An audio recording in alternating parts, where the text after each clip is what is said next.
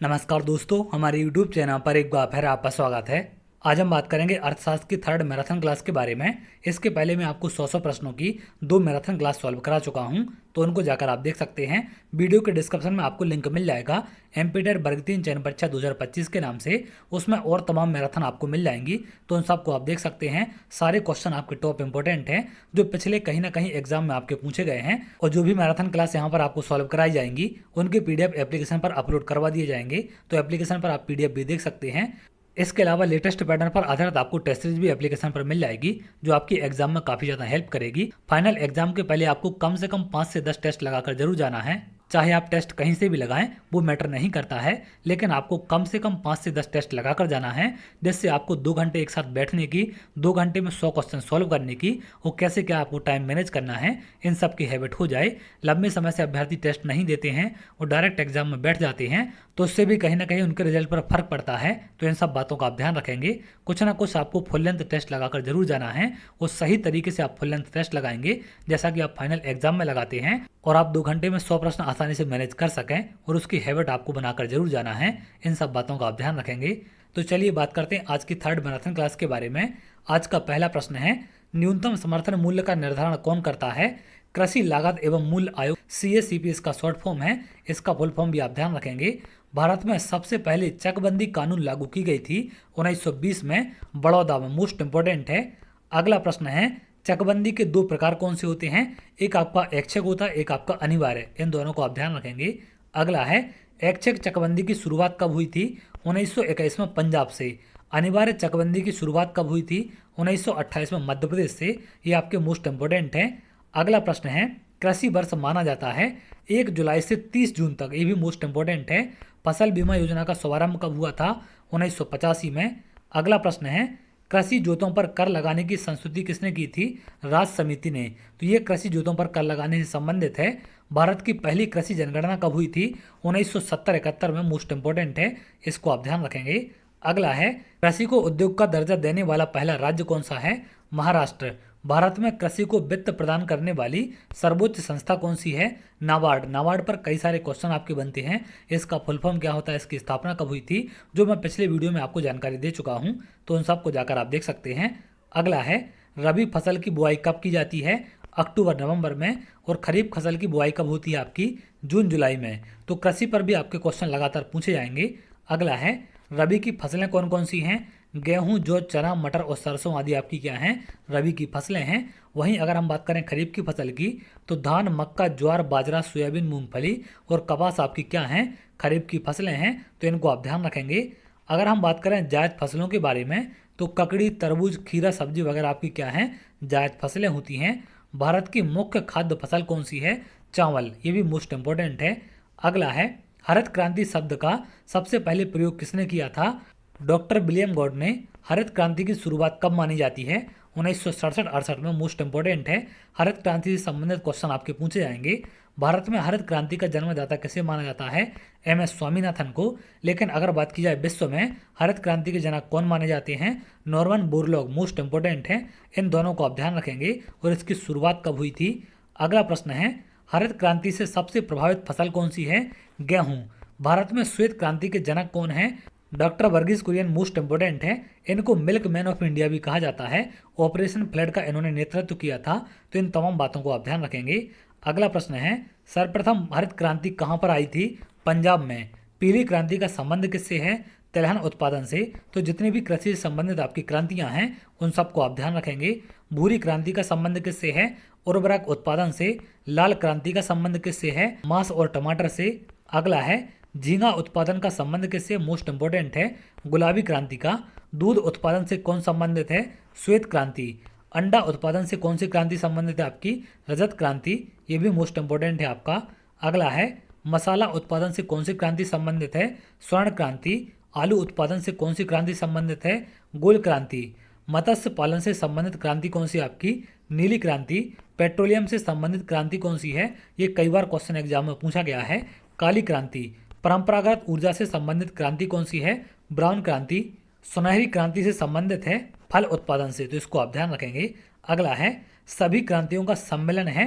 Most important है ये, इंद्रधनुष क्रांति। इसको आप ध्यान रखेंगे। ये भी कई बार क्वेश्चन एग्जाम में पूछा जाता है।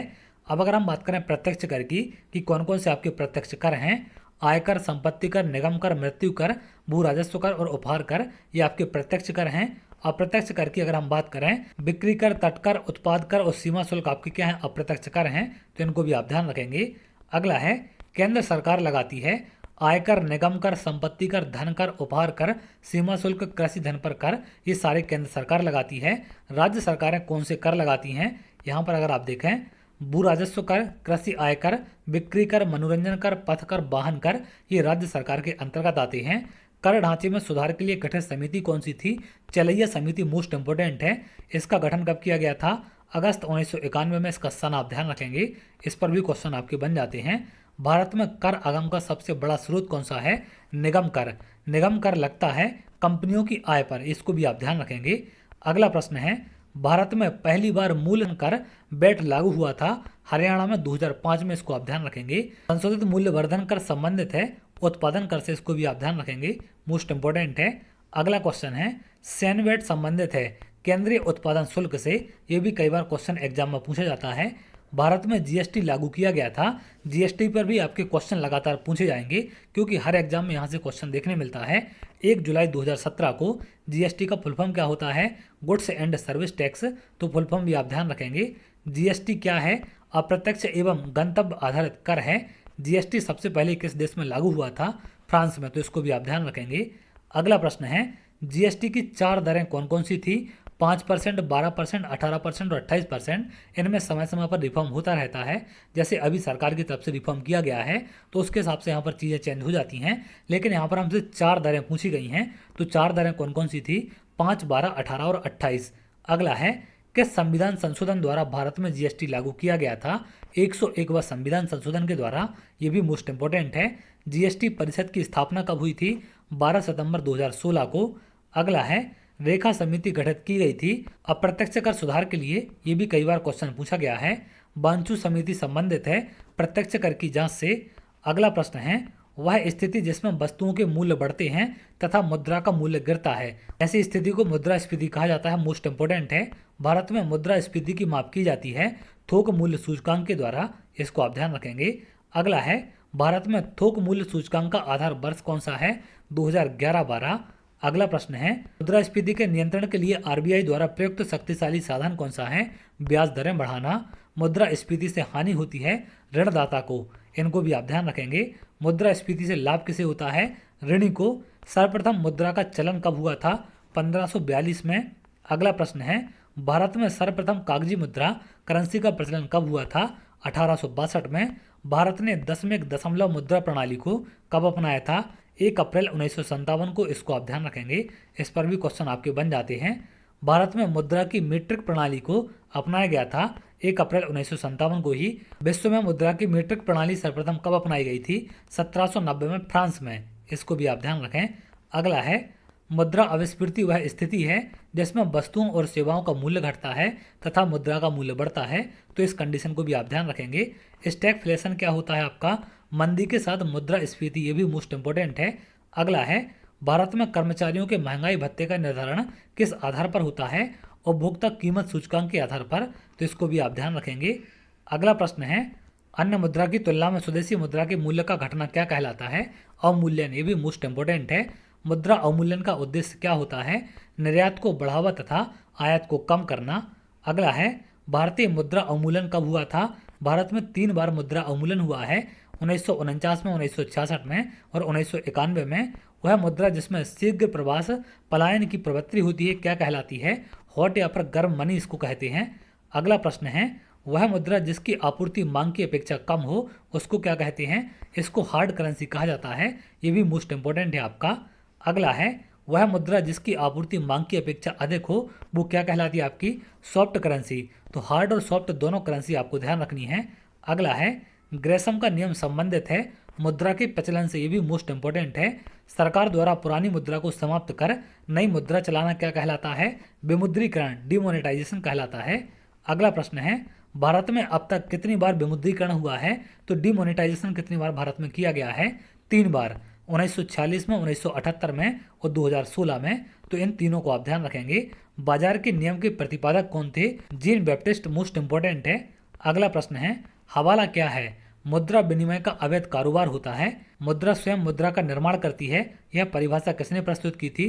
क्रॉमर ने। मोस्ट इंपोर्टेंट है। अगला प्रश्न है, ऐच्छिक मुद्रा क्या कहलाती है? साख मुद्रा। कानूनी मुद्रा को क्या कहा जाता है? Flat money. मोस्ट इंपोर्टेंट है। अगला है, प्लास्टिक मनी क्या कहलाती है? Credit card. ब्लैक मनी क्या कहलाती है? अघोषित धन। तो इन तमाम मनियों को भी आप ध्यान रखेंगे। स्मार्ट मनी आपकी क्या कहलाती है? क्रेडिट कार्ड से संबंधित होती है। मुद्रा आपूर्ति की सर्वाधिक तरल माप क्या है? M1। इसको आप ध्यान रखेंगे, ये मोस्ट इंपोर्टेंट है। मुद्रा आपूर्ति में विस्तृत मुद्रा क्या कहलाता है? M3। M1 और M3 दोनों कंडीशन आपको ध्यान रखनी है। भारत का सबसे अधिक विदेशी मुद्रा व्यय होता है कच्चे तेल के आयात पर। मौद्रिक व्यवस्था की इकाई क्या होती है? रुपया। अगला प्रश्न है, 1 रुपये के नोट पर हस्ताक्षर होते हैं वित्त सचिव के और बाकी पर RBI के गवर्नर के। अगला है, 1 रुपये से अधिक के सभी मूल्यों के नोटों पर हस्ताक्षर होते हैं RBI के गवर्नर के। तो इन दोनों चीज़ों को आप ध्यान रखेंगे। अगला है, RBI द्वारा निर्गत सभी नोटों पर उसका मूल्य कितनी भाषाओं में लिखा होता है? 17 भाषाओं में। भारत में वित्तीय घाटे का मौद्रीकरण प्राप्त किया जाता है सरकार द्वारा ऋण लेकर। ये भी मोस्ट इंपोर्टेंट है। अगला है, जिस बाजार से ऋण के रूप में धन प्राप्त किया जाता है वो क्या कहलाता है? मुद्रा बाजार। गिल्ट एज्ड बाजार संबंधित है सरकारी प्रतिभूतियों के व्यापार क्रय विक्रय से। तो इसको आप ध्यान रखेंगे। आयात निर्यात बैंक एग्जिम बैंक की स्थापना कब हुई थी? 1 जनवरी 1982 में। मल्होत्रा समिति का गठन किस प्रयोजन से किया गया था? बीमा क्षेत्र में सुधार के लिए सिफारिश देने के लिए। तो मल्होत्रा समिति का संबंध किससे है? बीमा क्षेत्र में सुधार से संबंधित। इसको आप ध्यान रखेंगे। दीर्घकालिक वित्त उपलब्ध कराने वाली संस्था कौन सी है? UTI, LIC, GIC। तो इसको भी आप ध्यान रखेंगे। इन पर भी क्वेश्चन आपके बन जाते हैं। तो ये थे टॉप इंपोर्टेंट आज के 100 क्वेश्चन जिनसे एग्जाम में क्वेश्चन आपके बन सकते हैं। इसका PDF एप्लीकेशन पर अपलोड करा दिया जाएगा, तो वहाँ पर आपको स्टडी मटेरियल्स में सारे PDF मिल जाएंगे, उनको जाकर आप देख सकते हैं। तो चलिए, अगर आप ऐसी वीडियो चाहते हैं तो हमारे चैनल के साथ जुड़ सकते हैं, जिससे और भी इंपॉर्टेंट वीडियो आपको मिल सके।